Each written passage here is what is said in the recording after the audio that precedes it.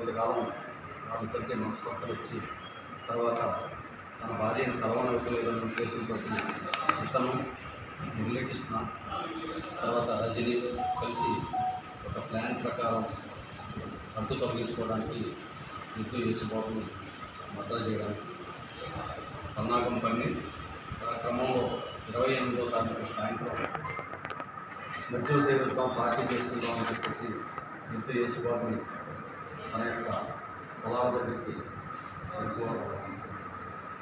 ఊళ్ళో ఉన్న తన యొక్క పొలంకు కలిసి ఆ సాయంకాలం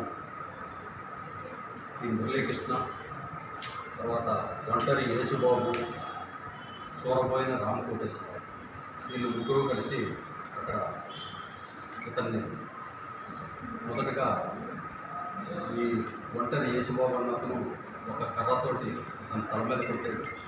తర్వాత ఈ మురళీకృష్ణ గుండెల మీద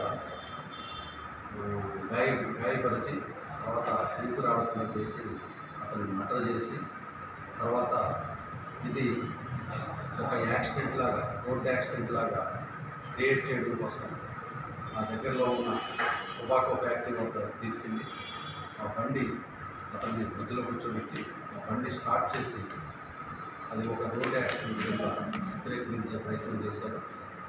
ఇదంతా కూడా దర్యాప్తులో తేలింది. నిన్న ఒక 2వ తారీఖు నాడు ఈ కేసులో ఇన్వాల్వ్ అయిన 4 ముద్దాయిల్ని అంటే సూరబోయిన మురళీకృష్ణ, అలాగే ఒంటరి యేసుబాబు, సూరబోయిన రామకోటేశ్వరరావు, చనిపోయిన అతని భార్య యుద్ధ రజని 4 కూడా అరెస్ట్ చేశాం. ఈరోజు కోర్టులో ప్రవేశం అదుపులో తీసుకునేదా అరెస్ట్ చేసాం.